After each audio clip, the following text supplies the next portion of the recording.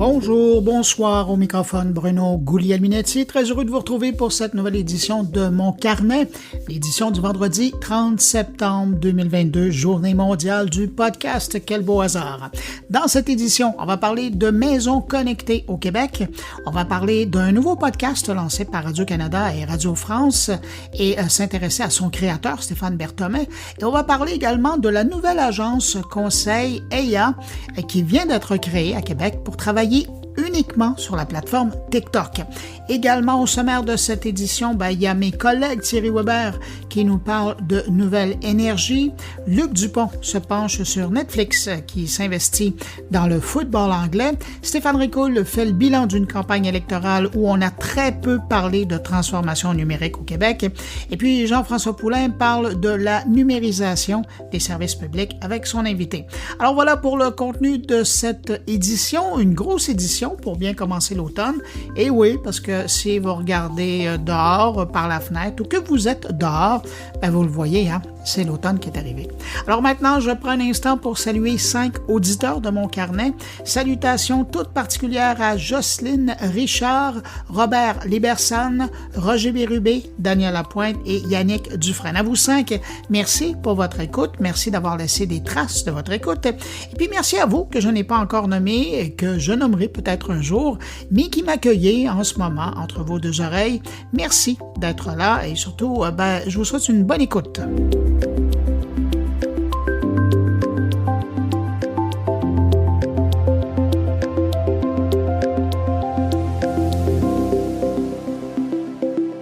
Cette semaine, en Europe, on a ramené une question très intéressante sur la table, soit est-ce que les principaux acteurs américains devraient contribuer au financement des infrastructures de communication en Europe?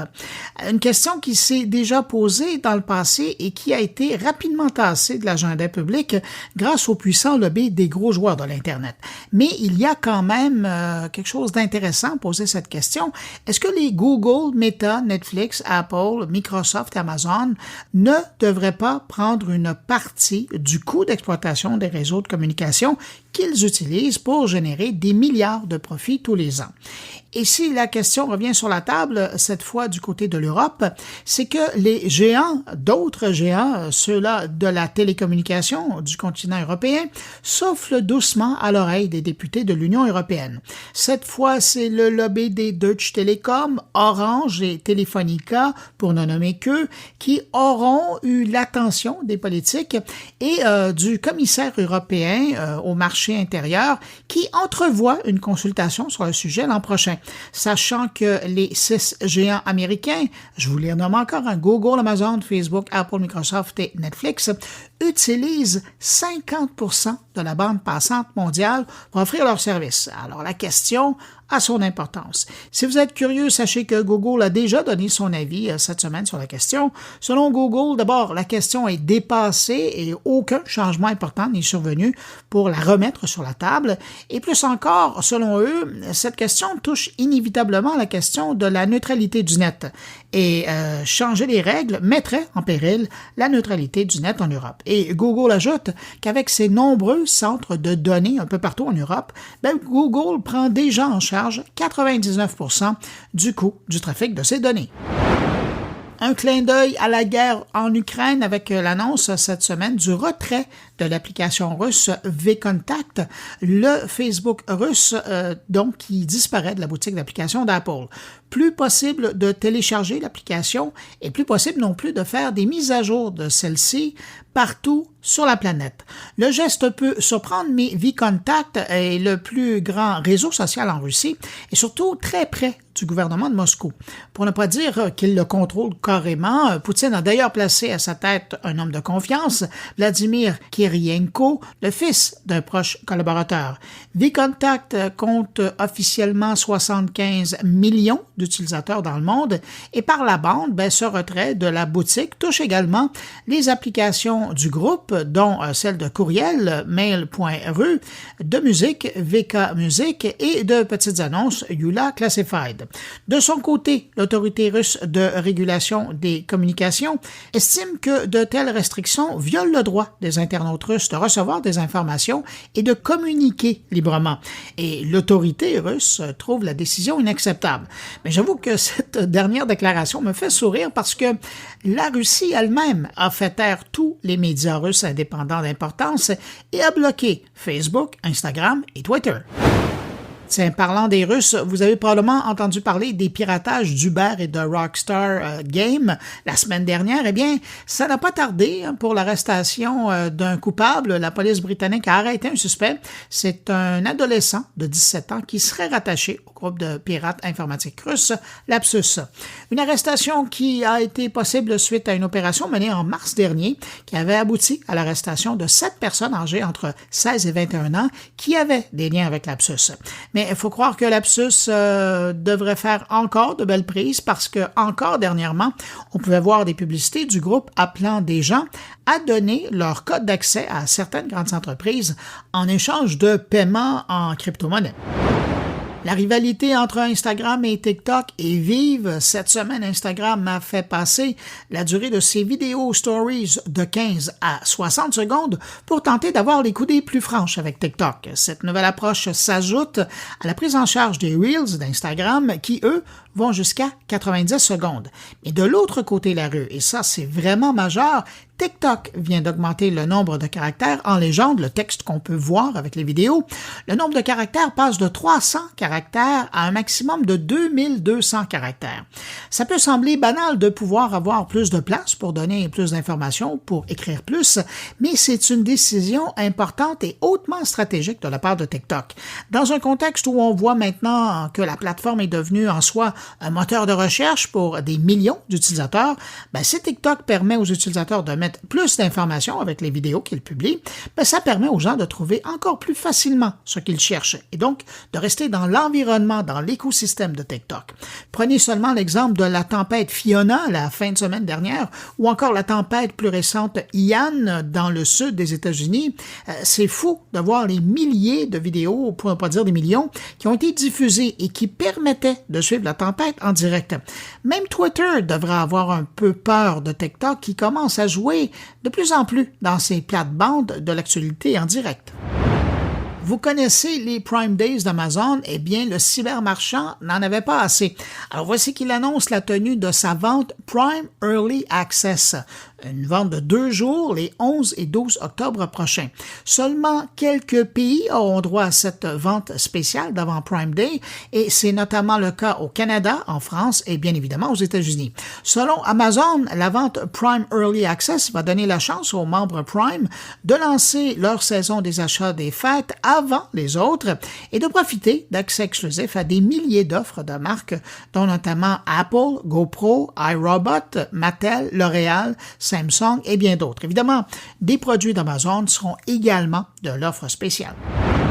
Le marchand Walmart vient de se lancer dans le métavers, mais attention, le marchand n'a pas lancé son monde virtuel, non, il a plutôt acheté du terrain dans celui de Roblox pour y vendre des produits.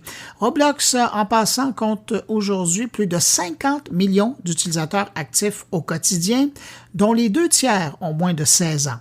Et c'est important, cette donnée-là. Le monde virtuel de Walmart, pour le moment, offre 2 expériences immersives, soit celle du Walmart Land et du Walmart Universe of Play. À l'intérieur des 2 environnements qu'on peut visiter virtuellement, se trouve une variété de petits jeux et d'expériences, y compris une grande roue, une passerelle de piano interactive et une cabine de DJ. Mais on retrouve également une cabine d'essayage virtuelle qui permet de dépenser des pièces collectées dans le Walmart Land pour habiller votre avatar avec des vêtements ou des objets de décoration. Et ça va d'un casque d'écoute Skullcandy à une Fitbit qu'on peut mettre à son poignet virtuel. Du côté de l'Universe of Play, on peut faire des courses de trottinette Razor sur une piste ou s'amuser avec des personnages de Paw Patrol.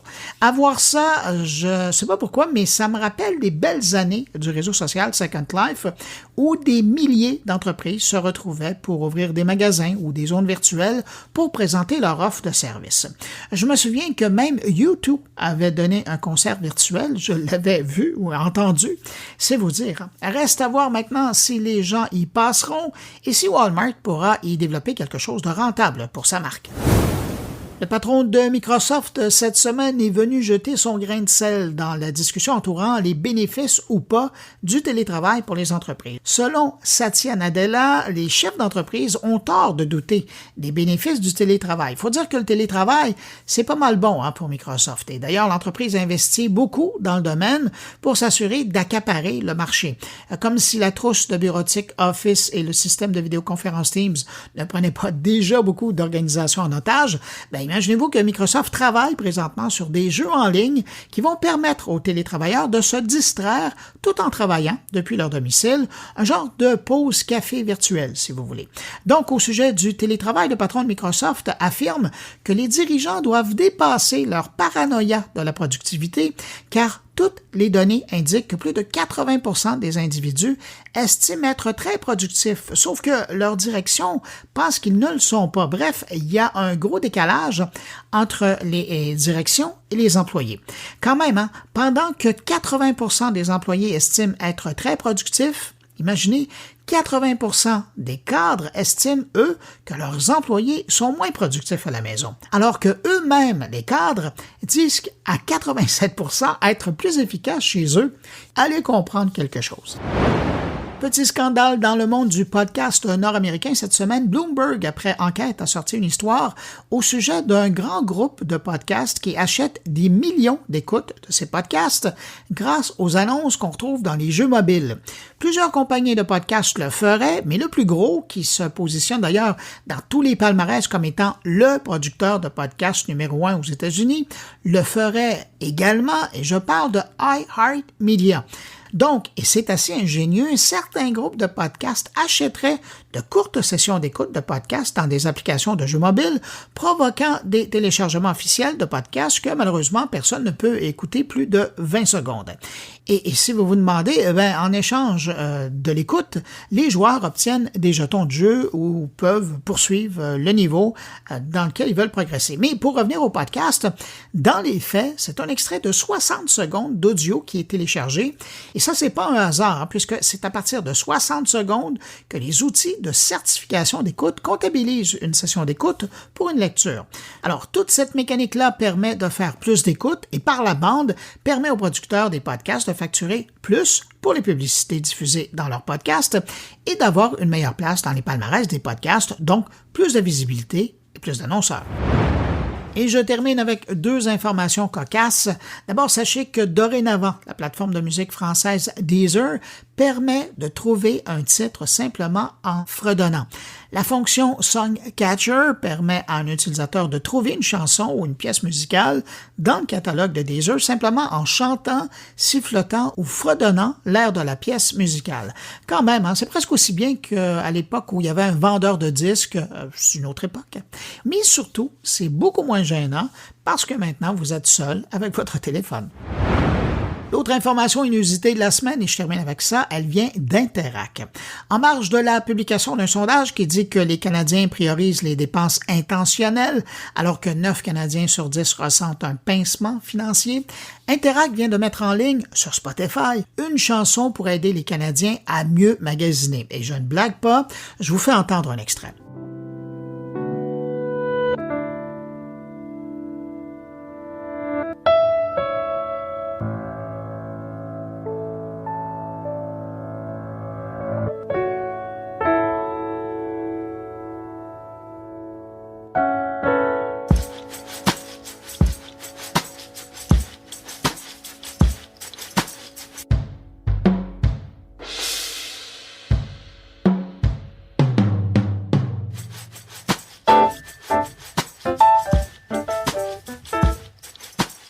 Selon eux, une pièce musicale comme Sur une bonne note, c'est ce que vous venez d'entendre, aiderait les consommateurs à dépenser consciemment parce que la pièce musicale offre une trame de fond équilibrée qui invite à l'achat conscient. C'est un brin ésotérique, mais selon leurs recherches et des tests faits auprès de consommateurs, la pièce Sur une bonne note rendrait les consommateurs plus calmes que ceux qui écouteraient de la musique populaire et que cette pièce Sur une bonne note était à associé à un taux de satisfaction des achats de 98%.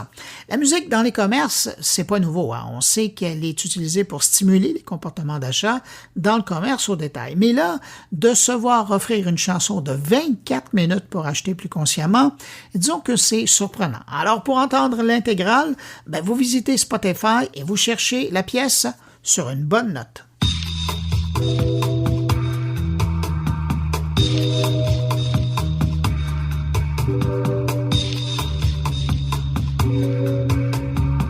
Cette semaine, l'Académie de la transformation numérique de l'Université Laval à Québec publiait un nouveau fascicule de son enquête Net Tendance et cette fois, on s'intéresse aux foyers québécois qui utilisent des objets branchés, des systèmes de domotique et autres appareils électroniques pour faciliter la vie. Pour survoler l'enquête, on rejoint à l'instant l'éditrice du Net Tendance, Claire Bourget. Bonjour Claire Bourget. Bonjour Bruno. Claire Bourget, donc ce mois-ci, on parle de la maison intelligente. C'est un portrait québécois. Je pense que le constat, quand on regarde les chiffres, c'est que ce sont des outils du quotidien qui deviennent de plus en plus présents dans la vie des Québécois. Oui, certains outils ont pris du galon, là, si on veut. Mais fait intéressant, en termes de taux d'adoption général, ça n'a pas tellement augmenté. Je dirais même, il y a une différence d'un point de pourcentage. On est dans la marge d'erreur, mais on est toujours à un petit peu moins de la moitié des adultes québécois qui ont au moins un objet connecté dans la maison. Puis, en 2021, c'était la même chose. Fait on dirait qu'il y a une petite stagnation depuis un an. Puis, je me posais la question suivante, est-ce que ça veut dire que les fournisseurs, les manufacturiers de tous ces outils-là ont pas été assez actifs? C'est un fait, hein? Quand on regarde du côté des fabricants, oui, vous avez tout à fait raison. Il y a plusieurs fabricants qui ont un peu le pied sur le frein, hein, ne sachant pas comment les consommateurs vont réagir dans une période trouble comme on est en train de vivre à la grandeur de la planète. Il y a bien des gens qui hésitent à sortir des produits et ils en sortent en moins grand nombre. Alors non, vous avez tout à fait raison. C'est un petit peu ça. Mais pris unitairement, là, on voit que les enceintes intelligentes ont connu un 4 points de pourcentage d'augmentation là, pour se situer maintenant à 29% des adultes qui en ont un à la maison. Puis je dirais à part ça, les électros connectés, c'est demeuré à 20%. Appareils connectés pour la surveillance et le contrôle du foyer, plus 3%, on est à 18%. Même chose, appareil connecté, ça va contrôler l'énergie au foyer, une petite augmentation. Et c'est des petites augmentations, mais rien de spectaculaire, je dirais. Claire, avez-vous l'impression que on va appeler ça les années pandémiques, c'est à l'intérieur de ça que les gens ont fait leur plein d'appareils électroniques pour répondre à leurs besoins? Oui, on avait remarqué, surtout sur le volet sécurité. On avait remarqué 2020, là, comparé à 2019, des augmentations un petit peu plus fortes que celles auxquelles on assiste actuellement. Mais cependant, fait positif, c'est que ceux qui ont des objets connectés sont davantage satisfaits de leurs objets. Fait que ça a augmenté. La satisfaction chez ceux qui en détiennent a augmenté. On est même de gens qui se disent très intéressés. C'est de passer de 37% à 52%. Quand même, hein? Et oui, ça vaut la peine, je pense, de le souligner. Et puis, quand on regarde donc du côté de l'amélioration du confort et de la qualité de vie, ça demeure principalement la motivation qui va faire qu'on investit de son argent dans l'acquisition de tels appareils. Oui, c'est 56% là, des répondants à l'enquête qui nous ont dit que c'était la principale motivation de leur acquisition d'appareils connectés pour la maison. On parle confort et qualité de vie. Puis vient ensuite toute la question de la sécurité. Sécurité qui est à 37%, donc augmenter sa sécurité. Même ça, il y a une petite croissance. On était à 28%. On est en 2022 à 37%. Puis moi, il y a tout ce qui concerne la maison, conservation de l'énergie, puis tout ça.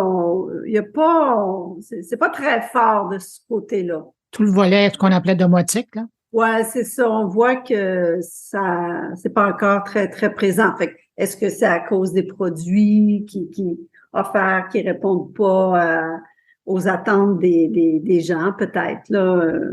Ça peut être une hypothèse. C'est intéressant, ça. En tout cas, pour ceux qui sont dans le domaine, il reste encore beaucoup de marchés à acquérir, là. Oui, puis en termes, peut-être un dernier petit chiffre, là, en termes d'intention d'achat, Oui. on est toujours au même niveau que l'année précédente. On est à 17 en fait, on était à 17 en 2021. On est à 18 de gens qui n'en détiennent pas, qui auraient l'intention de s'en procurer un au cours de la prochaine année. Puis ceux qui n'en ont pas, mais c'est un petit peu toujours les mêmes raisons. Je vois pas qu'est-ce que ça me donnerait d'en avoir. Ça coûte cher, des raisons un peu comme celle-là. Sinon, les intentions d'achat, c'est à peu près la même chose. Donc, Claire, je vous pose c'est une question que j'aurais dû vous poser au début, mais je vous la pose à la fin. Quand on parle d'appareils connectés, là, oui. Quand vous regardez le lot de ces appareils-là que les Québécois possèdent, qu'est-ce qui vient en première position? Qu'est-ce qui est le plus populaire? Ça demeure que c'est l'enceinte. Puis en termes aussi, on voit que le divertissement est quand même fait partie des motivations à se procurer ces outils. Puis on le voit, là, l'enceinte a augmenté un petit peu. C'est donc l'objet connecté le plus présent dans les foyers. Fait que, avec notre enceinte, c'est sûr qu'on fait différentes choses, hein. On s'informe, fait que l'information, on se divertit, il y a un volet utilitaire aussi. On s'en sert aussi pour contrôler les autres objets. On le fait aussi avec son téléphone intelligent. Et ma grande surprise, moi, quand je regarde les résultats de cette année, c'est de voir que les électroménagers n'ont pas augmenté.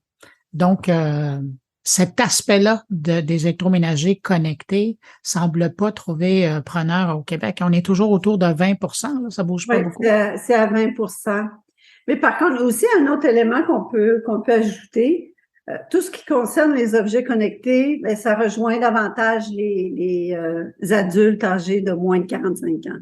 À l'exception des appareils connectés qui assurent la sécurité. Genre les petits pendentifs qu'on a dans le cou, là. C'est probablement la seule exception. Oui, à part celui-là, exactement. Oui, c'est rare que tu vas voir quelqu'un de 20 ans avec ça dans le cou, là. Ah, puis ils l'ont déjà maintenant dans leur téléphone ou dans leur montre, donc c'est ça. Ils sont bien servis. Ouais. Claire Bourget, je vais vous remercier pour ce tour d'horizon. Est-ce que je peux être curieux puis vous demander, le mois prochain, on va parler de quoi? On parle des services bancaires en ligne. Ah, ça va être intéressant de voir si les pratiques changent. Oui. On a vu qu'ils ont énormément changé pendant la pandémie, mais on va voir où ils sont rendus, là. Oui. Ben, Claire Bourget, l'âme derrière les notes tendances de l'Académie de transformation numérique. Merci beaucoup d'avoir pris du temps pour décortiquer les résultats de cette enquête qui parle du portrait québécois de la maison intelligente qu'on peut retrouver notamment sur le site de l'ATM. Merci beaucoup. Exact. Ça fait plaisir. Au revoir, Bruno.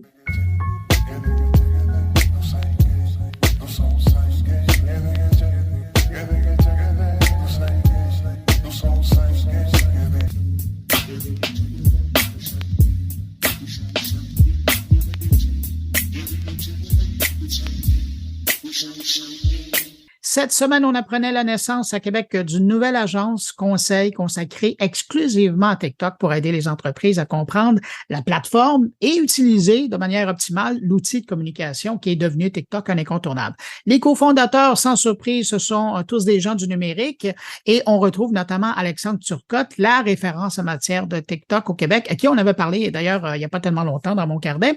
Et on retrouve également mon invité, Charlie Fernandez, qu'on connaissait avant comme le PDG de l'agence Réverbère. Alors, bonjour, Charlie Fernandez. Bon matin, Bruno. Comment vas-tu? Et merci de m'accueillir. Ben, merci d'accepter mon invitation. D'abord, là, pour pas qu'il y ait pas de quiproquo, comment on prononce le nom de la nouvelle agence? Heya. C'est très anglophone comme prononciation, mais on voulait quelque chose qui sent le soleil, la facilité, si je puis dire, la facilité d'interaction, bien entendu, et IA est arrivé assez rapidement, je dois avouer. Bon, et autre clarification, puis après, on se lance dans la Mhm. discussion. Est-ce que c'est la transformation de l'agence Réverbère ou c'est autre chose? C'est totalement autre chose. C'est totalement autre chose. Bien entendu, je veux dire, on va profiter des connaissances qu'on a développées, des processus qu'on a développés avec Reverber. Mais Reverber reste une entreprise qui est spécialisée, encore une fois, sur la performance numérique dans les produits méta. Et IA est une agence totalement distincte, une entreprise totalement distincte qui, elle, va uniquement se spécialiser sur TikTok. Puis à quelque part, la création de l'agence EIA, ça cristallise l'importance que TikTok a pris dans le paysage des communications au Québec, là. Totalement, totalement. Puis dans la vie également, si je puis dire, des marques et des usagers donc qui profitent de cette plateforme-là. Je vais être très très transparent avec toi, hein, Bruno. Il y a plusieurs éléments qui nous ont poussé à considérer vraiment ce déploiement d'une nouvelle marque. Mais le premier, c'est les demandes des clients de Reverber. Aujourd'hui, on a le plaisir de travailler avec une cinquantaine de marques et durant le printemps donc 2022. Je dirais qu'il y a environ 35-40% de ces marques-là qui nous ont fait des demandes par rapport à cet écosystème. Vu que c'est quelque chose qui nous, comment je pourrais dire, qui a teasé notre curiosité, pour ne pas dire autre chose, durant un petit peu le boom qu'on avait vu pendant la pandémie, on a pris la décision, tout simplement, Tristan et moi-même, d'entrer donc en contact avec Alexandre Turcotte, que tu mentionnais tantôt, puis de faire un petit brain jazette qui a duré quelques semaines, quelques mois, et à partir de ça, on a réussi à avoir une vision commune, et voilà, le nouveau bébé est arrivé. Mais Réverbère, justement, puis tu le mentionnais, vous êtes connu particulièrement pour votre savoir-faire au niveau des plateformes de méta. Donc, on pense à Oui, Facebook et à Instagram, là, bien principalement. sûr. Quand tu regardes TikTok d'un point Oui. de vue de spécialiste de la communication, de la commercialisation, c'est quoi l'avantage de TikTok par rapport à Facebook ou Instagram aujourd'hui? Ah, il y en a beaucoup, mais je pense pour des gens d'un certain âge, entre guillemets, comme nous, Bruno, moi, je vois TikTok à aujourd'hui, 2022, comme le Instagram de 2014, 2013. Donc, on est dans un écosystème où tout va très vite, où il y a des extrêmement importantes, opportunités de visibilité, pour les marques. Donc, je pense que ce momentum-là, déjà, autour de la plateforme, qui découle de différentes choses, hein. On l'a vu, pendant la pandémie, il y a énormément de Québécois qui ont découvert TikTok, qui ont commencé à utiliser la plateforme, ce qui amène le tout à quand même 1,2 milliard d'usagers à aujourd'hui. Donc, il y a, je pense, un ensemble de choses qui a fait en sorte d'instaurer cette dynamique-là, qui est soutenue par des nouvelles fonctionnalités, qui est soutenue par des tendances, et qui fait en sorte qu'en fait, TikTok est un écosystème qui se suffit à lui-même et qui évolue de façon, en fait, exponentielle, tout simplement. Toi qui regardes les tendances un peu partout, Oui. où tu dirais que se place le Québec à l'heure actuelle par rapport à son utilisation, autant au niveau des individus que des marques, là, si on compare à l'utilisation qu'on peut en faire au Canada anglais, en Europe ou aux États-Unis? J'ai toujours du mal avec les généralités parce que c'est quelque chose que j'aime pas trop. Je pense que dans un domaine aussi pointu que les médias sociaux, c'est difficile de faire des généralités, de dessiner des tendances, surtout quand on parle de nouvelles tendances à adopter, à intégrer. Parce que toutes les entreprises, parce que nous spécialistes sur les entreprises, ont des réalités, que ce soit en termes de connaissances, de budget et de temps également, qui sont très différentes. Si on essaie néanmoins de tirer un portrait de la tendance, personnellement, je trouve que les freins à l'adoption de nouvelles plateformes sociales, comme on a pu le connaître à l'époque avec Facebook ou avec Instagram, sont beaucoup moins importantes sur TikTok. J'en parlais avec mon associé Tristan il n'y a pas si longtemps que ça. On voit beaucoup de marques qui font un gros effort en termes d'intensité, mais également d'originalité dans leur création de contenu. Donc, on se trouve que d'un point de vue, encore une fois, appréhension, ces dernières ont considérablement disparu et les marques veulent jouer le jeu. C'est sûr que la plateforme est un écosystème qui est extrêmement demandant, notamment de par les tendances, entre guillemets, qui ont un caractère assez éphémère, mais important à suivre. Donc, c'est sûr, ça rajoute un petit peu une couche de challenge. Mais là, encore une fois, je trouve que les marques canadiennes s'en sortent bien et les marques québécoises de surcroît également. Mais justement, est-ce que tu n'as pas l'impression que parce que les tendances sont éphémères, elles sont rapides, elles passent, ça tourne vite. Si tu prends pas le vent pendant que ta voile est levée, tu t'as manqué vraiment un bon coup de vent là, pour avoir de la visibilité. Tu n'as pas l'impression que les agences conseils ont jamais été aussi pertinentes par rapport à l'utilisation d'un réseau social que aujourd'hui. Parce qu'à un moment donné, bon, Facebook, il y a des façons de faire, mais à un moment donné, on sait Instagram, ça s'est installé avec le temps, mais TikTok, c'est du 24 heures sur 24, là. Et c'est un écosystème qui va très très vite, mais encore une fois, je sais que tu as gravité relativement énormément dans ce monde-là et je sais que tu as vu l'évolution des médias sociaux. Et le meilleur moment pour planter un arbre, Bruno, c'est pas aujourd'hui, c'était hier. on refait un petit retour sur nos échanges. Il y a 4-5 ans, on disait, est-ce que c'est pas justement le meilleur moment pour des agences de se spécialiser? Je pense que la fragmentation dont on discutait déjà il y a une demi-douzaine d'années s'est accentuée. Cette fragmentation par spécialité au niveau des plateformes, par spécialité au niveau d'expertise, je parle de la publicité, je parle du contenu, de l'influence, ou même cette fragmentation au niveau des secteurs d'activité, commerce, détail, tourisme, etc., etc., c'est considérablement consolidé parce qu'à aujourd'hui, maîtriser les différents paramètres qui entrent en ligne de compte dans le succès d'une marque et l'atteinte de ses objectifs dans un des écosystèmes que je mentionnais, c'est plus difficile que jamais. Et c'est une bonne chose que ce soit plus difficile que jamais parce que ça permet globalement d'avoir un élan positif qui entraîne donc une dynamique donc vers le haut pour tous les joueurs. Donc oui, c'est le bon moment, mais hier, c'était encore un meilleur moment. C'est pour ça qu'on a essayé donc vraiment de structurer une vision solide et comment je pourrais dire pluridisciplinaire de EYA pour faire en sorte de faire prendre tout simplement le train aux marques canadiennes et québécoises. Puis il y a quelque chose dont on parle pas beaucoup, mais je remarquais d'ailleurs, vous l'avez soulevé dans le communiqué quand vous avez annoncé la création de l'agence, c'est le fait qu'à l'heure actuelle, lorsqu'on s'associe avec des créateurs de contenu, pour le moment, aujourd'hui, ça coûte moins cher de s'associer avec des créateurs de contenu sur TikTok que sur les autres plateformes. Et ça, c'est un fait important.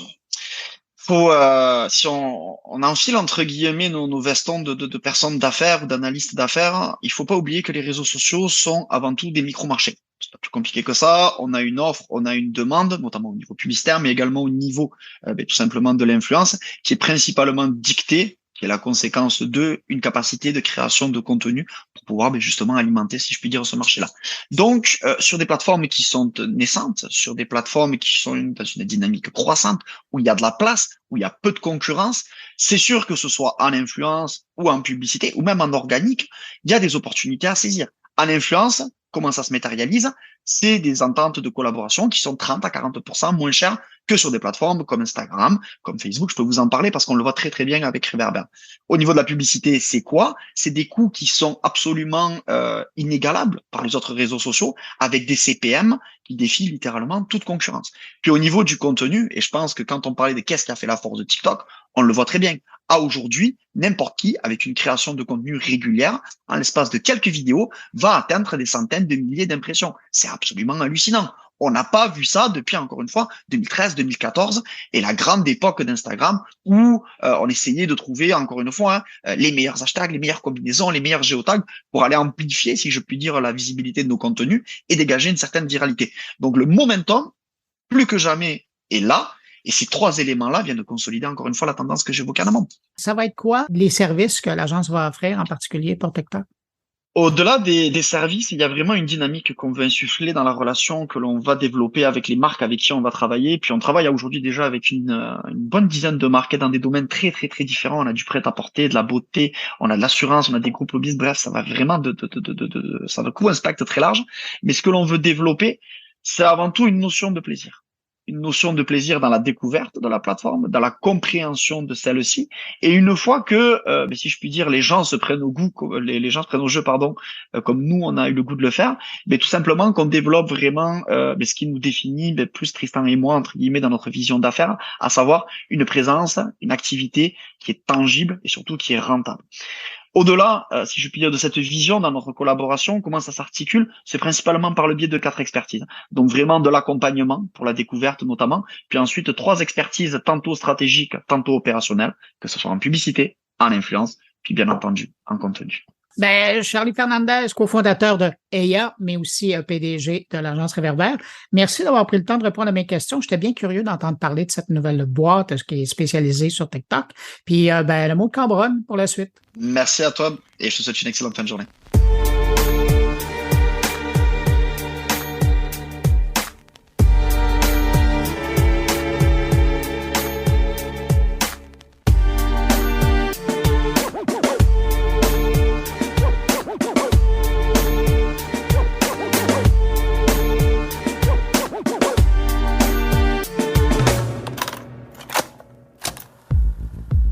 Il volait une banque d'un côté de la rue, il traversait la rue et il prenait le temps d'aller commettre un autre vol à main armée. Alors, il est devenu rapidement, évidemment, une figure presque légendaire. Il rigolait, il était le mec le plus recherché au Québec, il était plein de frimes, plein de folklore, plein de conneries. Toutes les polices de France recherchent celui qui est ce soir l'ennemi public numéro 1. Il crée, il construit son personnage Mesrine l'emblématique, Mesrine le grand voyou, parce qu'il est déjà dans sa mégalomanie, le grand bandit qui soigne son image. Faut pas oublier que Jacques Mesrine, c'était un tueur. C'est un tueur. Il n'a aucun regret de rien. Il fallait absolument qu'on arrête ces fantasmes parce qu'ils devenaient trop dangereux. Jacques Mesrine est quelqu'un qui sait très bien faire la différence entre le bien et le mal, mais qui n'en a rien à foutre. Si vous voulez du spectaculaire, vous allez en avoir du spectaculaire, puis du spectaculaire gratuit. Mesrine, l'orgueil et le sang, avec Stéphane Berthommet. Un balado Radio-Canada, audio et France Culture. Ce qu'on vient d'entendre, c'est un extrait de la bande-annonce du tout nouveau podcast signé Stéphane Berthommet. Et Stéphane Berthommet, que je connais parce que j'ai la chance de travailler avec lui sur certaines productions dans le monde du podcast. Stéphane Berthommet parce que j'ai l'occasion de le connaître avant le monde du podcast dans le monde des médias. Puis Stéphane Berthommet, parce que c'est quelqu'un que j'estime beaucoup de par son parcours, de par son expertise, puis de par le fait qu'il veut bien en parler. Alors, c'est un gros plaisir de l'accueillir. Je pense que c'est la deuxième fois que je l'accueille sur mon carnet. Mais là, on va prendre un petit peu plus de temps pour parler de lui et de parler de sa passion. Je pense que le mot est pas assez fort concernant le monde des podcasts. Stéphane Berthommet, bonjour. Salut Bruno. Là, tout de suite en partant, parce que quand on écoute la bande-annonce, la présentatrice parle de Mesrine, mais quand on parle à des gens qui l'ont connu, on parle de Mesrine. Alors, toi, quand tu parles de ton personnage principal, comment tu prononces son nom de famille? En fait, c'est drôle que tu commences par cette question-là parce que j'ai découvert avec la recherche documentaire que j'ai faite sur ce sujet-là que effectivement il y avait deux camps, il y avait les Mesrine et les Mérine. Et moi j'ai longtemps fait partie du camp Mesrine, qui est un peu celui des médias et des policiers. Qui est le camp de Claude Poirier. Aussi Claude Poirier, et j'ai découvert que la famille, les proches et Jacques Mesrine lui-même disent Mesrine. Et en fait, si tu veux, j'ai basculé dans du côté Mesrine quand j'ai parlé à son fils Dominique et que lui m'a dit, écoute, moi je m'appelle Mesrine, c'est comme ça que je prononce mon nom, je comprends pas pourquoi on le prononcerait différemment. Et évidemment, on peut pas se rendre à d'autres conclusions que celles que c'est bien les gens de cette famille-là qui savent comment on doit utiliser leur nom. Et donc, je me suis dit, il faut que je l'appelle Mesrine. C'est pas facile parce que quand tu utilises un nom comme ça pendant des années et que tu dois te corriger, mais je pense que c'est juste de le faire. Ce qu'on a identifié aussi, c'est qu'il y a eu un moment, un peu une sorte de passage de Mesrine à Mesrine quand la télé a embarqué sur ce sujet-là. Les journalistes télé qui sont peut-être qui étaient peut-être à l'époque un peu moins rigoureux que ceux de la presse écrite et des médias radio, ont commencé à utiliser Mesrine, puis c'est resté. Alors voilà, pour la petite histoire. Alors, tu m'excuseras si j'utilise Mesrine. Tu fais comme tu veux, à tes risques et périls. Tout, c'est mon podcast, alors j'assume. Stéphane, comment t'es venu ce sujet-là? Je sais qu'à un moment donné, tu as fait la French Connection, qui a été disponible sur Radio France, Radio-Canada. Est-ce que ça découle de là ou est-ce que c'est c'est un thème que tu voulais absolument aborder à un moment donné? Ça découle vraiment d'une double intention qui remonte à très loin, c'est-à-dire que quand on a commencé à faire du balado, quand j'ai eu la chance de commencer à faire du balado avec Radio-Canada, on touchait un très très large public. On a, avec Cédric, le réalisateur, eu la chance d'avoir beaucoup de visibilité, d'avoir des balados qui ont eu beaucoup d'impact. Et j'avais une petite frustration de pas aller rejoindre le public français, de pas aller plus largement dans la francophonie, même si c'était le cas déjà. Mais j'avais besoin, moi, de peut-être, compte tenu du fait que je viens de France aussi, d'aller rechercher ce public-là. Et j'en ai parlé plusieurs fois à Radio-Canada et je me suis dit, la meilleure façon de le faire, c'est d'aller chercher un public sur des sujets qui va l'intéresser. Et donc, la French Connection, c'était intéressant parce que c'était un sujet qui passait depuis Marseille et la France vers Montréal sur les États-Unis. Donc, c'était un sujet qui allait intéresser les deux continents. Et évidemment, secrètement, depuis des années, j'espérais qu'on puisse aller trouver des partenariats, des coproductions avec la France, ce qui s'est fait pour la French. Et quand j'ai cherché un nouveau projet à faire, j'ai bien sûr cherché un sujet qui pouvait entrer un peu dans ce cadre-là, mais qui allait m'intéresser d'un point de vue affaires policières, etc. Et naturellement, le sujet de Mérine est venu à mon esprit parce que c'est quelqu'un qui est très connu, c'est quelqu'un qui est très connu en France, qui est très connu ici au Québec aussi. C'est quelqu'un qui a un parcours qui est quand même très intéressant et qu'on connaît peu au Québec. Et puis pour moi, passionné d'affaires criminelles, ben c'est la compréhension du parcours de ce personnage-là. Elle me semblait vraiment intéressante à travailler. On le remarque dans la bande-annonce, tu as parlé à beaucoup de gens. Tu le disais, tu as parlé à son fils. De quelle façon on s'embarque dans un projet comme ça? Parce que Mesrine, on a l'impression, nous, avant d'entendre le balado, on a l'impression de le connaître. Si c'est pas par les films, c'est par les reportages qu'on a vus, si on a un certain âge. Alors toi, quand tu as décidé d'aborder le sujet, comment tu l'as pris? Ce que je voudrais souligner dans la question que tu poses, c'est le point sous-jacent qu'on interroge souvent de dire mais pourquoi parler d'un sujet dont on a tellement déjà parlé et pourquoi tu veux reparler de quelque chose qui a été ultra documenté. En fait, pourquoi? Parce que je pense qu'il y a toujours dans la façon de le faire, dans l'approche du sujet, dans la recherche sur le sujet et dans le traitement du sujet, il y a toujours une façon de faire les choses différemment. Tu sais, c'est pas à toi que je vais apprendre que dans l'univers des médias, on n'invente pas grand-chose. On refait, on revoit, on revisite, on fait évoluer des concepts ou des techniques. Et dans le cas de Mérine, ce que je voulais faire, c'est avoir une autre approche que celle qui avait été prise très très régulièrement. C'est soit celle du cinéma, de brosser le portrait d'un grand personnage, soit celle du documentaire ou du reportage télé, qui était beaucoup plus axé sur les affaires criminelles finalement, sur le crime, sur moi, ce que je voulais essayer d'aller chercher, c'est un peu le lien entre l'individu, la personne et son personnage. Et comment ce gars-là en est venu à se construire un personnage de cette envergure et comment il a réussi par intelligence, par une certaine acuité intellectuelle à imposer ce personnage dans les médias et à se créer comme ça une sorte de surmoi incroyable qui est celui de Mérine, le grand criminel qui fait courir la police à travers la France. Est-ce que je me trompe si je dis que, à quelque part, c'est ton Mesrine à toi que tu nous présentes? Oui, vraiment. Non, tu as raison. C'est un très bon point. C'est une ligne que je récupérerai à l'avenir. C'est mon Mesrine à moi et c'est aussi un peu celui de Cédric Chabuel aussi. Tu es bien placé en tant que réalisateur pour savoir que le créateur, animateur, recherchiste, scénariste, sans le réalisateur, il est pas grand chose et que c'est un travail d'équipe, c'est un travail de réflexion commune, c'est un travail de construction commune. Donc je pense que oui, c'est notre Mesrine à Cédric et moi.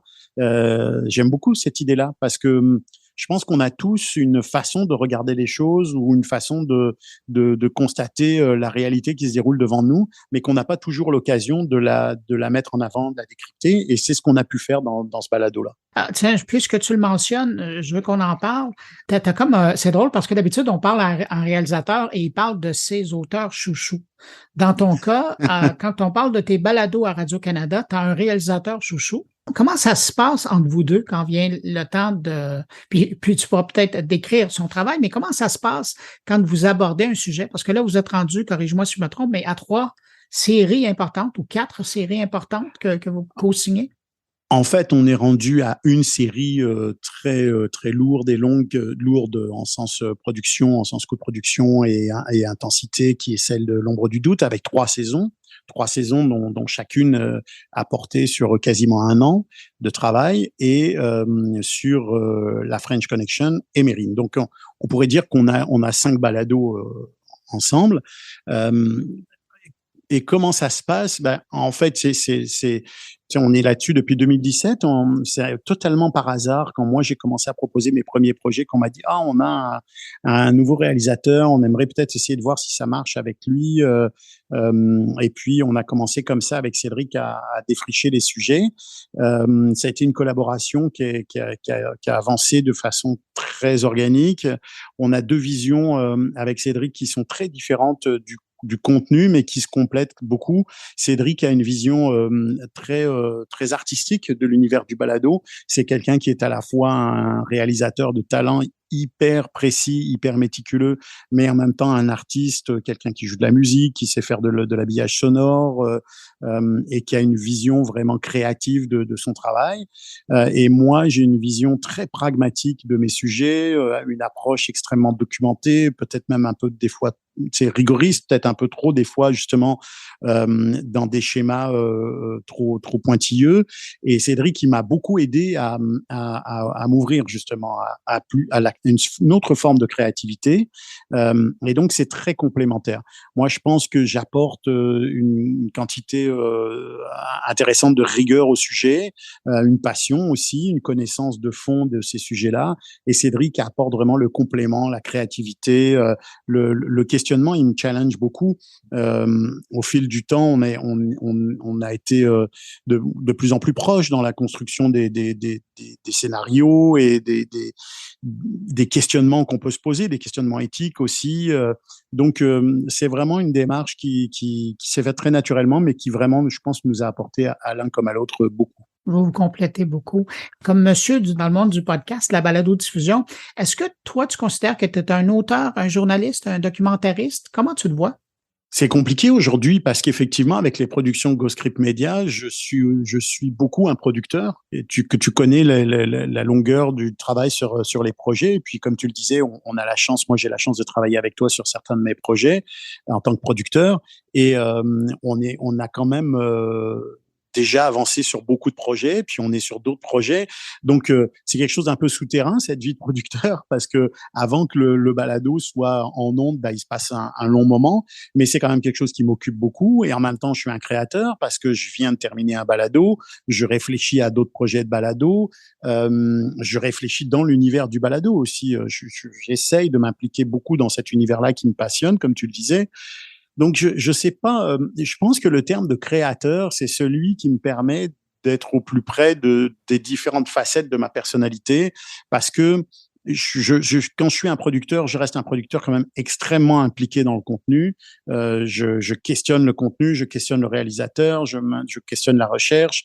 Donc, il y a quand même beaucoup de cette proximité avec la création et évidemment je me considère comme un créateur quand j'arrive avec un projet de balado, une recherche que je mène, une écriture de narration, une scénarisation. Donc je te dirais que créateur, je pense que c'est le premier des qualificatifs.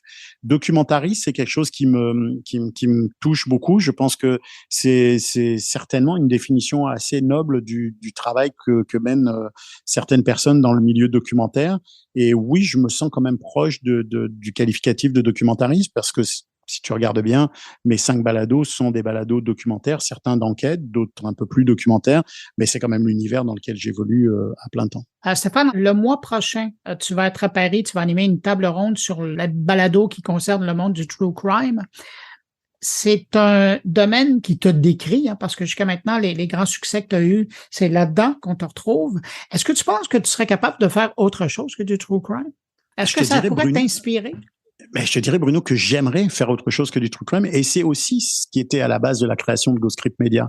C'est de faire autre chose que du true crime. Et c'est ce qu'on a fait ensemble. On a fait un balado pour Ubisoft que tu as réalisé, qui est dans un univers quand même très différent. On travaille sur des projets culturels qui sont dans un univers très différent. Donc, j'ai beaucoup de plaisir à faire autre chose. À titre personnel, maintenant, oui, j'aimerais aussi faire autre chose que du true crime. Mais tu sais, il y a ce paradoxe qui est d'être dans un sillon qu'on est en train de creuser, puis qui réussit, puis qui plaît aux gens, et en même temps, là, cette volonté de dire, mais je ferais bien quelque chose à côté, mais qui va venir proposer à Stéphane Berthomé l'animation d'un balado autre qu'un balado true crime?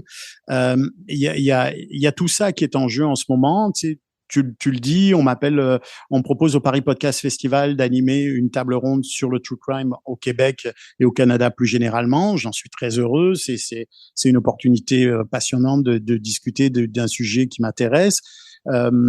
J'essaye de m'impliquer dans différents volets de la création et du balado, mais je suis pas rendu encore tout à fait effectivement à cette étape où je pourrais faire autre chose. J'attends les propositions. Alors, si appel de propositions, mais oui, c'est quelque chose qui me plairait. Tu sais, l'univers du balado, il est tellement varié. Il y a tellement de choses à faire. Il y a tellement d'univers à découvrir. On n'en est qu'au début, je pense. Est-ce que le policier d'une époque à cette époque-là, pouvaient envisager la carrière aujourd'hui que tu es en train de faire dans le domaine des médias? J'inclus ce que tu as fait à la télé, à la radio. Et puis à la télé, c'est autant les grands jeux télévisés en France qu'ici, là. Non, certainement pas. Très clairement non. Puis je te dirais même que c'est presque je une sais autre pas vie. si oui, oui, c'est complètement une autre vie et je sais pas si ça sent, mais j'essaye de plus en plus de m'éloigner de cette étiquette-là de l'ancien policier. J'ai du mal parce qu'on me demande de le ramener dans mes balados, évidemment, on me demande de le mettre en avant dans mes balados parce que c'est une expertise, je le comprends, mais j'essaye de m'éloigner de ça parce que je pense que je suis pas cette personnalité-là, je suis plus l'ancien policier, tu sais, quand je fais une enquête documentaire aujourd'hui, je suis un documentariste qui raisonne comme quelqu'un qui fait une enquête documentaire avec un esprit journalistique, avec un esprit de recherche d'informations, avec des normes et pratiques qui sont celles qui tiennent au journalisme et à l'univers documentaire et pas du tout à l'univers de la police. Et je me suis beaucoup éloigné de cet univers. J'ai créé une distance volontaire parce que c'est un univers qui est très différent de ce que je suis aujourd'hui. Alors, bien sûr que non. Je pense que le jeune homme que j'étais, moi je suis rentré dans la police, j'avais environ 24 ans, ou 23, 24. Ça, le jeune homme que j'étais n'aurait certainement jamais imaginé ça. J'y suis rentré d'ailleurs un peu par accident. J'en suis sorti aussi par accident. Et voilà. Donc non, effectivement, je pense que c'était vraiment pas dans ma tête à l'époque. Stéphane Berthomé, co-créateur de la balado Mesrine ou Mérine, l'orgueil et le sang, disponible à Radio France et sur Radio-Canada. Radio-Canada, c'est la plateforme audio. Merci d'avoir accepté mon invitation et d'avoir répondu à mes quelques questions.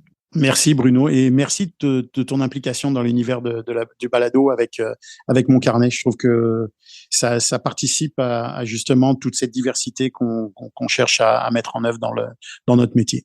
Ben, c'est bien gentil. Puis sinon, ben, nous deux, on se retrouve à quelque part dans un studio pour une nouvelle balado. Avec grand plaisir. Bye bye. Salut.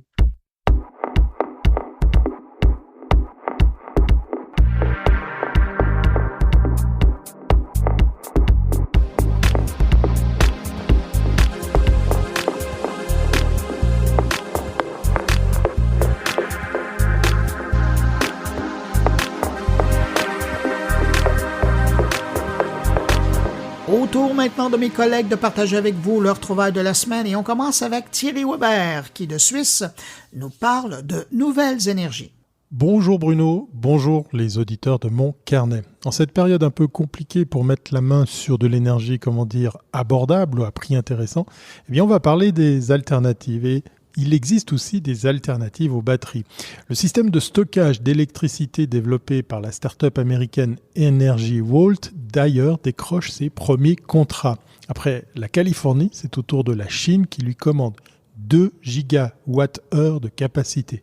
L'invention très originale subit d'ailleurs toutefois quelques critiques. Alors, initialement, pour stocker de l'électricité, il y avait 3 techniques, anciennes d'ailleurs. Il y a la batterie, qui n'est autre qu'un assemblage de piles, la station de transfert par pompage-turbinage. Dans le reste de l'Europe, on l'appelle STEP. C'est assez amusant puisqu'ici, en Suisse, les STEP, ce sont les stations d'épuration, mais rien à voir. Et les stockages par air comprimé, inventés d'ailleurs il y a plus de 50 ans. Eh bien, en fait, ce système utilise la gravité, fait chuter tout simplement des blocs de béton. Enfin, tout simplement, ça c'est un bien grand mot. Depuis quelques années, un nouveau concept tente de se faire une place justement dans ce catalogue des possibilités. Il s'agit du stockage gravitaire à base de blocs de béton, développé d'ailleurs par Energy Vault, une start-up américaine dont le siège d'exploitation est situé en Suisse. Et oui, voilà pourquoi je vous en parle.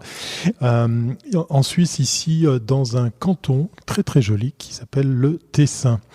Alors, du coup, pour décharger l'électricité, il suffit de laisser ces blocs chuter au sol. Dans leur descente, ils entraînent des câbles qui animent un alternateur produisant ainsi du courant. À l'origine, le système se présente sous la forme d'une grue à bras multiples. Peut-être vous avez déjà vu ces images. Une grue équipée de treuils pour empiler ou étaler les blocs. Un prototype est d'ailleurs opérationnel depuis juin 2020 au Tessin, ici en Suisse. De par sa conception, l'installation accuse quelques défauts comme une prise au vent importante. C'est comme un immense jeu de Tetris. Energy Vault a donc dévoilé une version plus évoluée de son concept. Vous imaginez, il faut visualiser la chose. Le système de stockage est désormais contenu dans un immense bâtiment rectangulaire. Les blocs de béton circulent à la manière d'un ascenseur dans une cage métallique. Ils peuvent être hissés et redescendus dans n'importe quelle cellule de la structure, à la verticale comme à l'horizontale, comme dans un jeu de Tetris. Très avare en détails techniques, la société vante simplement une autonomie de 2 à plus de 12 heures selon les dimensionnements du bâtiment. La puissance et la capacité du système évolueraient en fonction du nombre de modules installés. Chaque module serait capable de stocker 10 mégawattheures d'électricité, sans que l'on connaisse d'ailleurs ses dimensions, sa puissance, son rendement, ni la quantité de béton nécessaire. Alors bientôt 2 gigawattheures installés en Chine, eh bien, malgré les incertitudes sur l'efficacité du concept, quelques opérateurs ont malgré tout manifesté de l'intérêt. En Californie, 2 producteurs d'électricité ont commandé un premier système de 275,2 mégawattheures dont la mise en service est prévue pour mi-2023. Mais le plus gros contrat vient de Chine. Energy Vault a signé un accord pour y développer un projet de 2 gigawattheures en Mongolie intérieure dont les détails n'ont pas été précisés. Dans un communiqué de presse un peu nébuleux, la société évoque également une première installation pilote de 25 MW de puissance et 100 MWh de capacité à Rudong, proche de Shanghai, dont les travaux ont démarré en mars 2022. Voilà, comme quoi la Suisse et la Californie peuvent faire monter du béton pour les laisser tomber et ainsi alimenter notre consommation en énergie. Affaire à suivre parce qu'effectivement, je me réjouis de voir à quoi ça va ressembler. Et d'ici là, eh bien, pensez à faire des économies. Portez-vous bien et à très bientôt si ce n'est pas avant.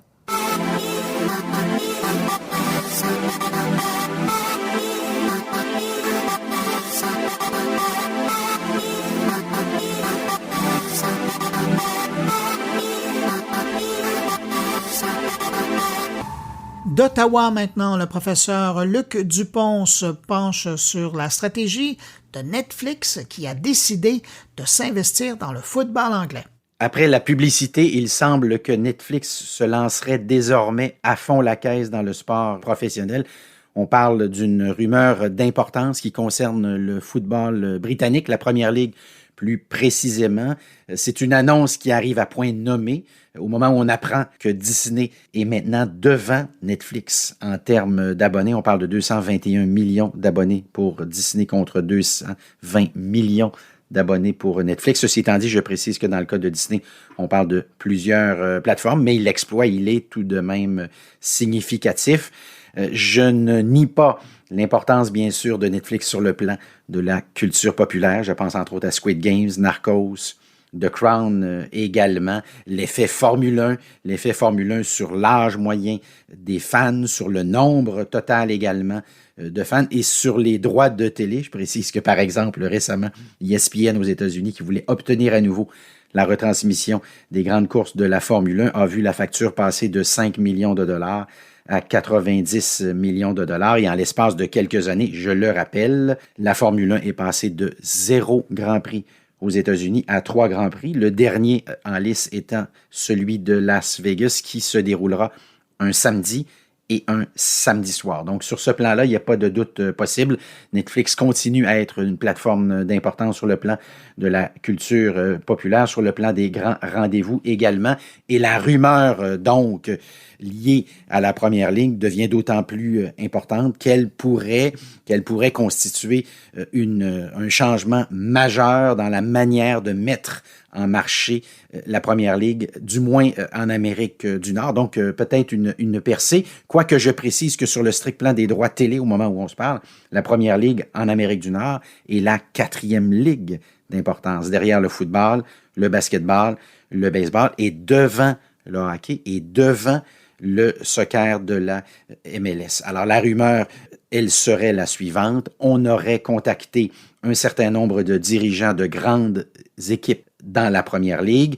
Et dans ce cas-ci, ce qui donne foi à la rumeur et donne du poids à la rumeur, c'est qu'il s'agirait des créateurs de la série de Formule 1, des Britanniques, je le précise, et je le rappelle, qui auraient donc contacté un certain nombre d'équipes, Manchester United, entre autres, mais pas exclusivement, pour réfléchir à la possibilité de créer une série qui ressemblerait étrangement à ce qu'on fait avec la Formule 1. S'il fallait que la Première Ligue acquiesce à cette opération de séduction, elle s'ajouterait à d'autres grands sports professionnels. Je pense au tennis, la PGA, le Tour de France, plus précisément, qui lui aussi s'est montré très intéressé à Netflix, NASCAR, le golf, la PGA. On a déjà 20 joueurs qui ont signé une entente avec Netflix et on tourne déjà un certain nombre d'épisodes au moment où on se parle. Alors, ce serait un retournement majeur, un retournement d'importance, un retournement qui permettrait aussi à la Première Ligue de bénéficier, quoiqu'à certains égards, certains me diraient qu'elle n'en a peut-être pas tant besoin que ça,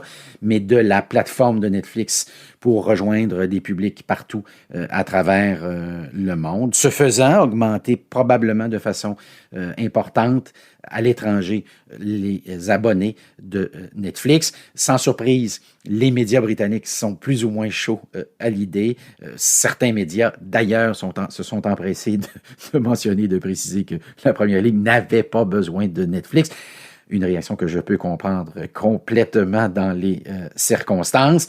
Et d'autres ont avancé même que la Première Ligue devrait commencer à réfléchir à la possibilité de contrôler, mais tout à fait de A à Z.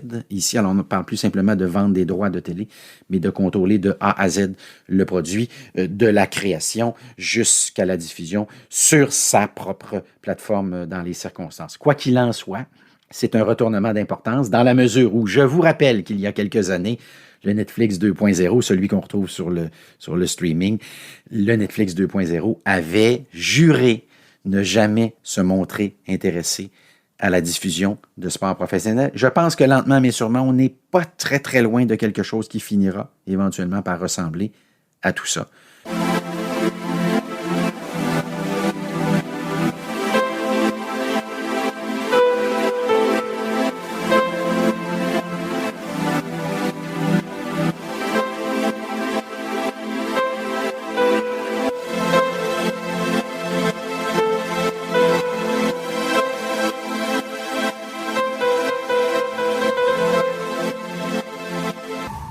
Autour de Stéphane Ricoul qui fait le bilan d'une campagne électorale où on a vraiment, mais vraiment, très peu parlé de la transformation numérique du Québec.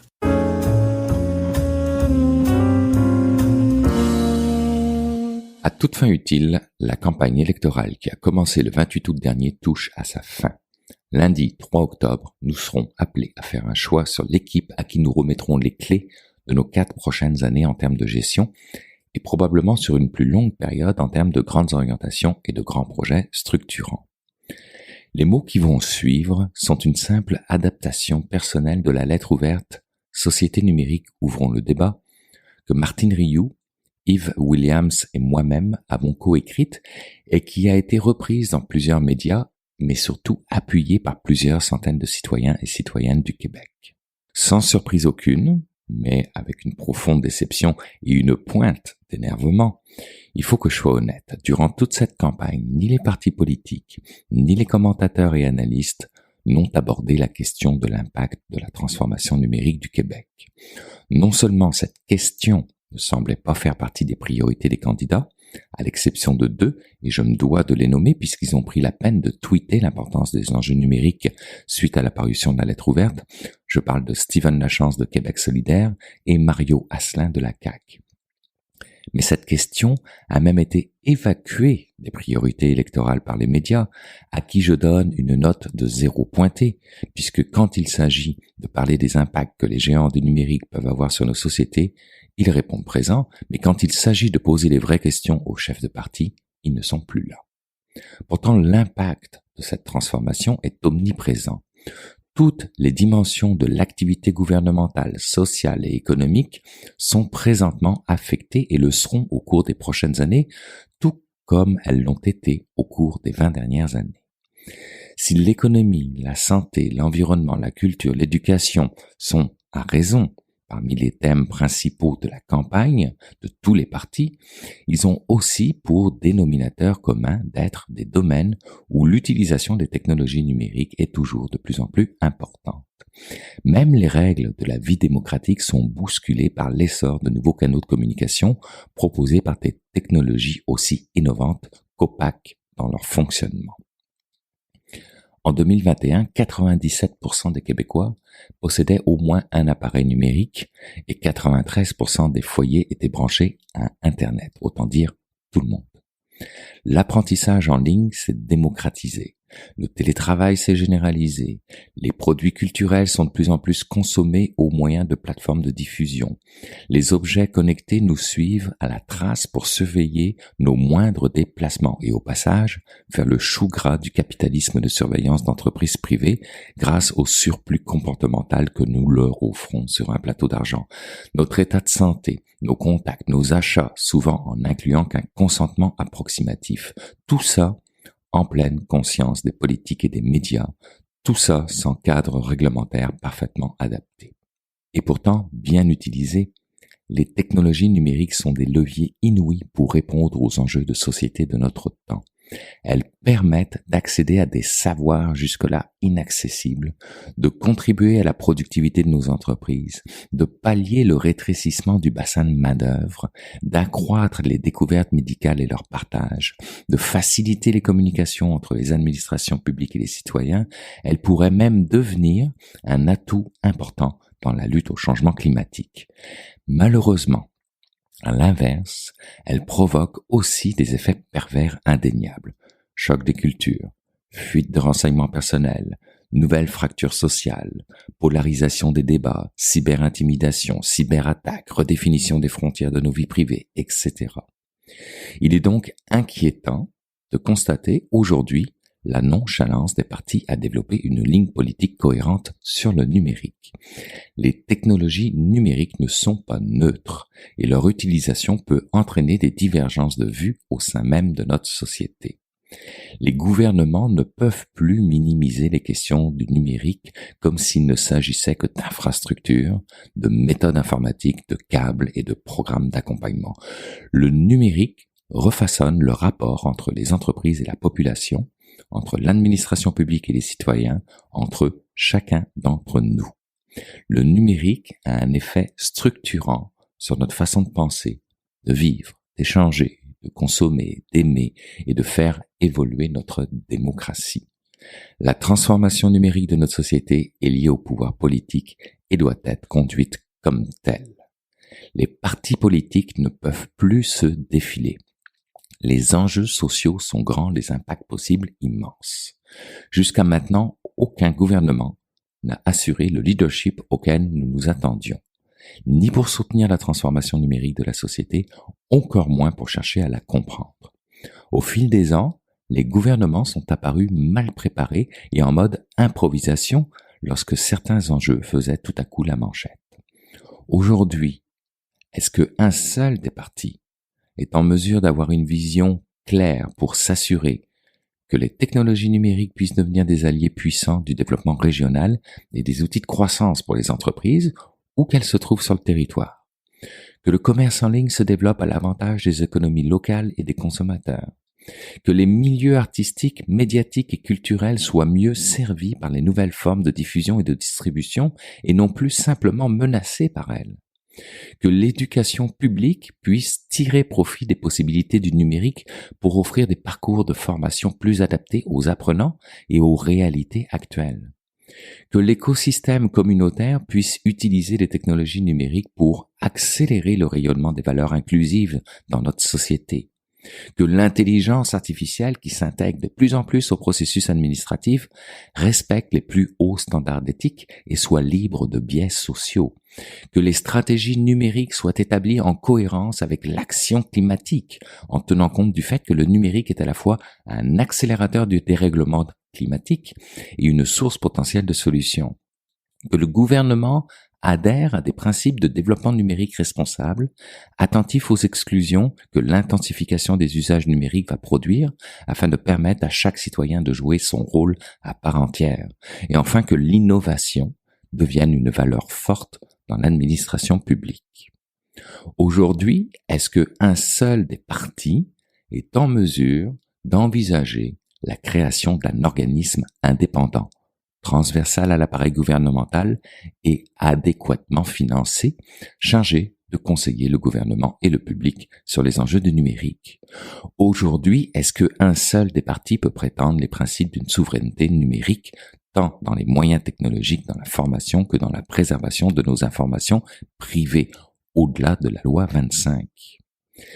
Si j'en ajoute une petite couche, sachez qu'au début de 2023, le 31 mars pour être précis, les quelques plans d'action mis en place par le gouvernement en matière de numérique arrivent tous à échéance.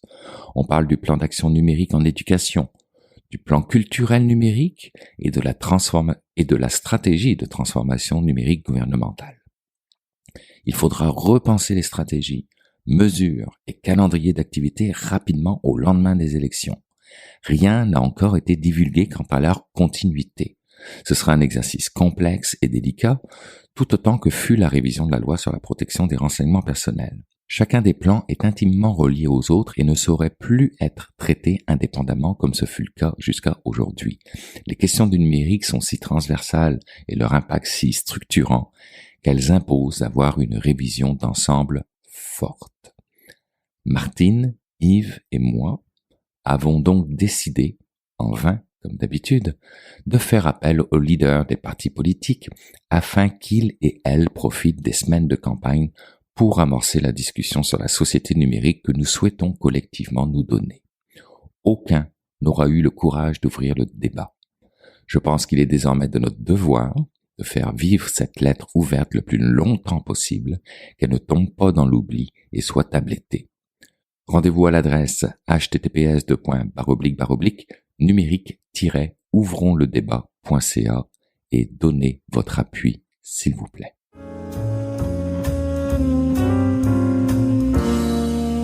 Comme à l'habitude, c'est le temps d'aller rejoindre mon ami Jean-François Poulain pour parler de UX. Bonjour Jean-François. Bonjour Bruno. Jean-François, cette semaine, tu t'intéresses à la numérisation, mais dans des contextes de services publics. Oui, absolument. Et d'ailleurs, je parle avec Raphaël Yarassari, avec qui on a parlé en début d'année sur le service ou la nouvelle application de la SNCF. Il y avait tout un débat autour de ça, toutes les problématiques que ça engendrait à vouloir trop bien faire en trop peu de temps avec des contraintes Donc, il nous avait parlé de ça, puis ça avait été une chronique qui était très intéressante. Et là, il va être à Paris Web, où je serai aussi la semaine prochaine. Et il parle de l'électronisme et la numérisation des services publics, qui parfois sont pas nécessairement faits avec les utilisateurs en tête. Et dans l'entrevue, c'est intéressant parce qu'il nous parle de quelque chose il a fait un processus comme ça pour l'inscription de son fils à l'école, et ça demandait de faire l'upload d'un PDF en ligne à travers un formulaire complexe. Et quand il est arrivé au service d'inscription en personne plus tard pour confirmer le tout, la dame a dit « Ah, mais vous avez, comment elle a dit ça? Vous avez réussi à faire l'inscription de votre fils en voulant dire vous êtes un des seuls à avoir été capable de le faire. » Et c'est symptomatique de beaucoup de services gouvernementaux qu'on se dit on essaie de le faire. Et même, il y a même des banques, moi j'ai eu ces expériences-là dernièrement, tu essaies de faire des trucs en ligne, mais c'est mal fait, et donc tu te rabats sur le service téléphonique, voire en personne. Ce que théoriquement le site web doit compenser, ou on espère, quand on construit quelque chose à fort prix sur le web comme ça, de se dire, ben la majorité des gens vont aller là. Mais s'il est mal fait, ben, tu te rabats sur le service téléphonique ou tu te rabats en personne et ça coûte très cher. C'est intéressant, hein? Ça revient à la sempiternelle question de penser à l'usager avant de penser à l'organisation. Mais absolument. Et c'est mon métier. C'est ça, l'UX. D'être capable de dire en début de projet, on pense à l'utilisateur avant. C'est pas une représentation de votre organisation que vous devez mettre en ligne, c'est ce que vous voulez atteindre comme objectif, en gardant en tête les utilisateurs qui vont l'utiliser. Sage réflexion. Jean-François, on écoute ta conversation avec ton invité de cette semaine. Puis la semaine prochaine, on te retrouve à Paris? Absolument. Je serai à Paris Web, donc à Paris, en direct. Bon vol, et puis on se reparle de Paris. Salut. Merci Bruno. Bye. Je travaille beaucoup pour Betagouv depuis 2 ans. Et sur Betagouv, l'objectif, c'est de numériser des services publics. Pour essayer de simplifier les choses et d'améliorer, on va dire, la vie des citoyens. Seul problème, c'est que quand on travaille dans ce contexte-là, pour nous, ça semble naturel de numériser des choses, des services, mais ça veut dire aussi que on s'en rend compte au fur et à mesure. On va exclure des gens en fait de ces services. Ou si on veut pas les exclure, en fait, il faut pas faire que du numérique et proposer une certaine diversité aussi, peut-être de moyens d'interaction, des choses comme ça. Il peut y avoir pas mal de choses qui peuvent intervenir pour rendre le service à tous les citoyens qui en ont besoin, sans tomber dans le piège du tout numérique.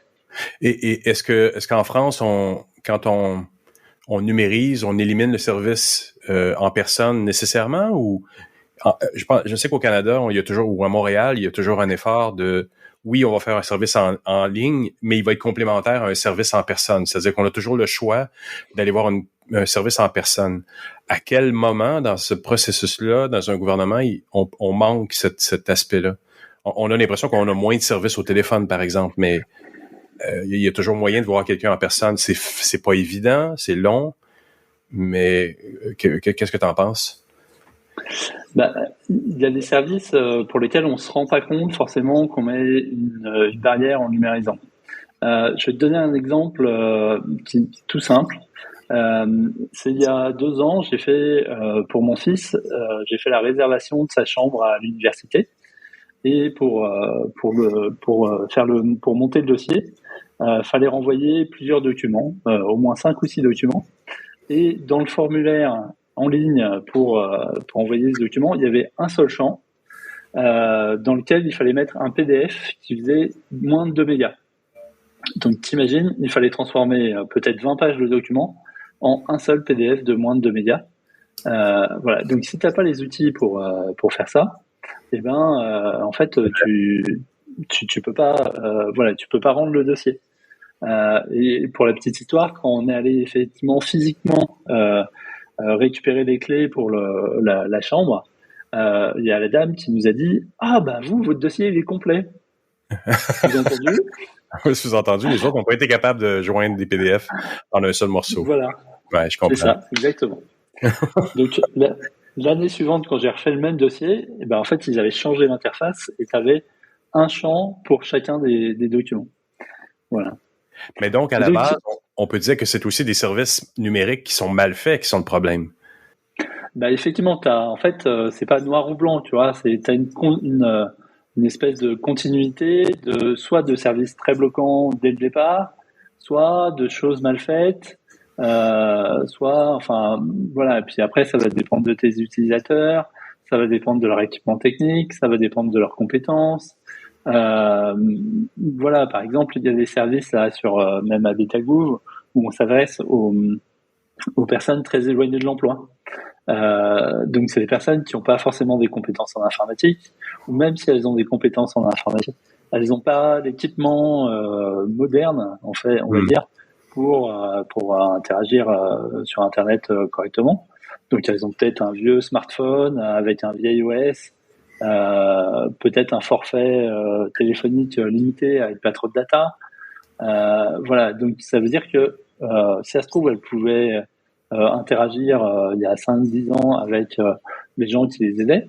Et puis là, elles se retrouvent avec des services numériques de plus en plus compliqués, qui exigent de plus en plus de matériel, de ressources, de compétences, et elles se retrouvent bloquées ou dépendantes effectivement de quelqu'un. Ça rejoint un peu ta remarque du début sur est-ce qu'on laisse des services avec des vraies personnes. C'est ce qui se fait aussi un peu en France. Il y a ce qu'on appelle les maisons France Service, qui sont des points d'accueil pour aider justement les gens à utiliser le numérique et à accéder aux services numériques en France. Mais le problème un peu de ces maisons France Service, c'est que tu dépouilles les citoyens de leurs compétences. Tu les obliges à être aidés, quoi. Tu leur infliges de l'aide. Donc, en fait, tu leur prends du pouvoir. Donc c'est ça aussi qui est un peu gênant dans cette numérisation. C'est effectivement, tu les empêches de faire ce qu'ils ont à faire tout seuls. c'est bizarre parce que on pourrait imaginer que la numérisation, dans la tête de quelqu'un qui veut numériser un service au niveau du gouvernement, c'est de se dire une grande majorité des gens vont être capables d'y accéder. Ce qui fait que pour les autres qui seraient pas capables, on va leur donner un meilleur service, en théorie. Mais c'est pas nécessairement ce qui arrive non plus, là. Dans les faits, non, c'est pas le cas. Voilà. Et très souvent, effectivement, l'e-électronisme, ça touche à peu près 30% des gens. Donc ça veut dire que tu fais un service pour 70% des gens et le service se dégrade pour les 30% restants. Et c'est pas normal parce qu'en principe, ces services-là, ils les avaient avant, ils pouvaient envoyer par la poste ou ils pouvaient aller voir des gens. Mais ces 30%-là, pour eux, les services se dégradent parce que les gouvernements se disent, on va diminuer les services en personne maintenant qu'on a un service si efficace en ligne, ce qui est pas vrai non plus. En fait, du moins, ils doivent se dire, on rejoint maintenant 66% des gens, c'est bon. Oui, c'est ça. Et puis, en fait, ça marchait avant avec du courrier. Le courrier, il va partout. Là, maintenant, tu es soumis au numérique, donc tu n'as pas forcément accès à tout ça. Donc, tu as une dégradation du service pour les 30% restants. Est-ce que Betagouv arrive à changer un peu les choses à travers ça? Parce que c'est quand même une initiative qui semble intéressante d'ici, en tout cas. Des gens qui y ont travaillé semblent avoir une mission de changer les gouvernements, tous les gouvernements, tous les paliers de gouvernement français de façon positive. Est-ce que ça fonctionne? Alors, c'est peut-être un des soucis de Betagouv, c'est qu'à Betagouv, tu n'as que des technophiles qui sont, on a les doigts dans le numérique à longueur de temps, quoi. Donc c'est souvent très difficile de dire à cette communauté-là, prends en compte les utilisateurs qui n'ont pas de téléphone ou pas les compétences ou voilà. Donc ça marche un peu quand on travaille vraiment sur des projets qui sont très liés à des publics en difficulté. Mais si on est sur des projets beaucoup plus soit qui s'adressent à des professionnels, soit plus éloignés, on va dire, de ces publics en difficulté, c'est beaucoup plus difficile de faire entendre cette voix, de dire il y a des gens qui n'accèdent pas aux outils informatiques. Voilà. Donc je pense pas, de ce que je vois, que Betagouv soit capable de sensibiliser à l'e-électronisme. Je dirais c'est un peu l'inverse. Mais est-ce que quelque part, donc, dans le processus de numérisation, on passe toujours par des écrans, ce qui est déjà un handicap pour bien des gens. Est-ce qu'on peut penser que la numérisation pourrait passer par d'autres plateformes, des plateformes vocales peut-être, ou des plateformes, ou déjà peut-être améliorer même les interfaces des fonctionnaires qui les utilisent? Parce que souvent, on fait de belles interfaces pour les utilisateurs, pour le grand public, mais les employés derrière se retrouvent avec des expériences qui sont plutôt médiocres. Donc, qui n'aident pas nécessairement la numérisation, mais qui n'aident pas le service aux citoyens. Là. En fait, il y a les deux aspects. Après, on rejoint aussi des questions, par exemple, d'accessibilité ou même d'éco-conception. L'accessibilité, c'est un truc obligatoire depuis longtemps et on a du mal à le mettre en place. Ouais. Mais c'est des sujets qui sont très proches de l'e-électronisme. C'est un peu la même logique de prendre en compte tout le monde. Et voilà, moi ça fait longtemps que je travaille dans le milieu et on a toujours cette difficulté à inclure tout le monde dans les processus de conception. Donc aujourd'hui, ce que je vois un peu comme piste pour arriver à tourner ces choses-là, il y a par exemple, je disais le sujet de l'éco-conception. Si tu fais un site qui est plus léger, plus simple, avec moins de JavaScript, moins de contrôle dans tous les sens, moins de contraintes techniques, et en fait, tu vas aussi répondre à cette problématique à la fois d'accessibilité, qui sera sans doute plus compatible avec, par exemple, les synthèses vocales, mais aussi avec des gens qui ont une petite connexion à Internet ou un vieux téléphone ou un vieil ordinateur, pas forcément à jour.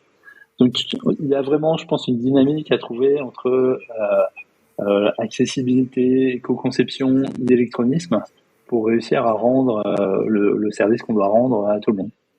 Dans la description de ta conférence, tu dis que tu fais partie de Happy Dev et de Notre Guilde.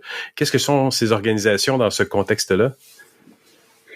Alors, Happy Dev, c'est un collectif.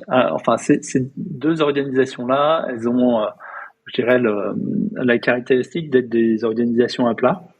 donc sans chef et sans directeur ou comme ça.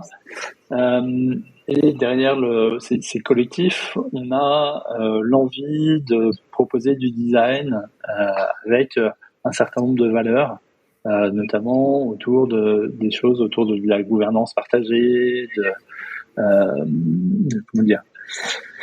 de prendre en compte aussi tout ce qui est aspect écologique et des règlements climatiques, des choses comme ça. Donc, c'est deux organisations sur lesquelles on partage un certain nombre de valeurs.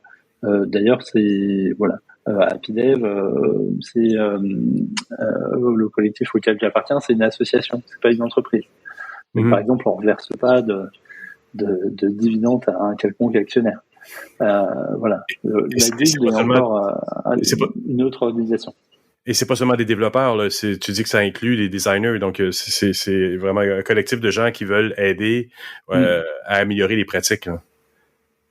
Exactement. Il y a non seulement des développeurs, des designers, mais aussi des gens qui travaillent sur l'intelligence collective. Comment on travaille mieux ensemble, comment on fait émerger des idées à partir du collectif, comment on organise une organisation pour que les gens travaillent mieux ensemble et réfléchissent ensemble sans qu'il y ait un leader qui prenne la main et qui impose une vision ou des choses comme ça. Et ça donne des résultats concrets? Ça influence certaines pratiques du gouvernement ou pour l'instant, c'est toujours en mode réflexion? Alors là, dans ce contexte-là, on n'est pas sur le travail que je fais avec le gouvernement. On est plutôt sur des actions qu'on fait. Souvent, c'est au niveau local, avec des petites associations, des petits groupes. C'est pas encore des pratiques qu'on a pu proposer au niveau gouvernement. Même si à l'origine, Betagouv était un peu dans cette logique-là, avec une organisation très à plat. On se rend compte qu'en grandissant, ça perd un peu ses valeurs et la hiérarchie revient un peu au galop quand le groupe est un peu trop grand et que les relations se sont un peu distendues entre les personnes. Toujours un peu inévitable. Écoute, Raphaël, on va se revoir donc à Paris Web en octobre. Tu es le jeudi, le vendredi? Je ne sais même pas quel jour je suis. On se retrouve donc à Paris Web en octobre, puis j'ai bien hâte de te voir. On pourra se parler de tout ça. Oui, avec plaisir. Merci, Raphaël.